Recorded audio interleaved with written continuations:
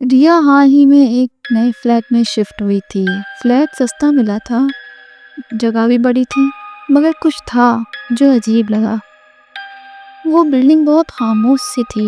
رات کے وقت پورے فلور پر سناٹا چھا جاتا اور کبھی کبھار راہداری میں کسی کے چلنے کی آواز سنائی دیتی۔ اس بلڈنگ کے مکینوں نے ریا سے کہا کہ یہ بلڈنگ بہت خاموش بلڈنگ ہے، لیکن ریا کو یہ بات اچھی لگی کیونکہ اسے خاموشی ہی تو چاہیے تھی۔ ایک ہفتے بعد ریا جب اپنے فلیٹ میں صفائی کر رہی تھی تو اسے لگا جیسے کوئی اس کے پیچھے کھڑا اسے گھور رہا ہو۔ اسی رات ریا کو اپنے فون پر ایک نوٹیفیکیشن آیا، ایک انجان نمبر سے ایک وائس میسج۔ ریا نے جب وہ وائس میسج پلے کیا تو ایک مدھم سی بھیگی ہوئی سرگوشی اس کے کانوں میں پڑی۔ میں تمہیں دیکھ رہی ہوں۔ اس نے فوراً سے میسج ڈیلیٹ کر دیا۔ اپنے دل کو تسلی دی کہ شاید کسی نے غلطی سے بھیج دیا ہو۔ لیکن رات 3:03 پر پھر سے میسج آیا۔ نظر انداز مت کرو، تم میرے کمرے میں رہ رہی ہو۔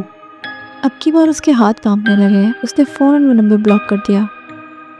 اگلے دن ریا پولیس اسٹیشن گئی انویسٹیگیشن کروانے کے لیے۔ جب نمبر ٹریس کیا گیا تو ریا کے ہوش اڑ گئے۔ کال اسی بلڈنگ کے تیسرے فلور سے کی گئی تھی اور وہ نمبر ایک 6 سال پہلے مرنے والی لڑکی کے نام پر رجسٹر تھا۔ اس کی موت اسی فلیٹ میں ہوئی تھی جہاں ریا رہ رہی تھی۔ پولیس آفیسر نے ریا سے کہا کہ وہ فوراً یہ فلیٹ خالی کر دے، لیکن ریا ہار ماننے والوں میں سے نہیں تھی۔ اس نے اس رات اپنے کمرے کے ہر کونے میں کیمرے لگائے تاکہ وہ دیکھ سکے آخر وہ کون ہے جو رات 3:03 پر مجھے پریشان کرنے آتا ہے۔ جب وہ کیمراز لگا کر سو رہی تھی تو اس رات دوبارہ سے اس کے فون پر ویڈیو کال آنے لگی۔ ریا نے کانپتے ہاتھوں سے کال ریسیو کی۔ اسکرین پر جو نظر آیا وہ انسانی آنکھوں کی برداشت سے باہر تھا۔ اس نے دیکھا ایک پرانا گرد آلود کمرہ، اس کے درمیان میں کرسی پر ایک جلا ہوا جسم بندھا تھا اور اس کمرے کی دیواروں پر خون سے لکھا تھا "Will you join us?" پھر ایک زوردار چیخ سنی گئی اور پھر ہر طرف اندھیرا چھا گیا۔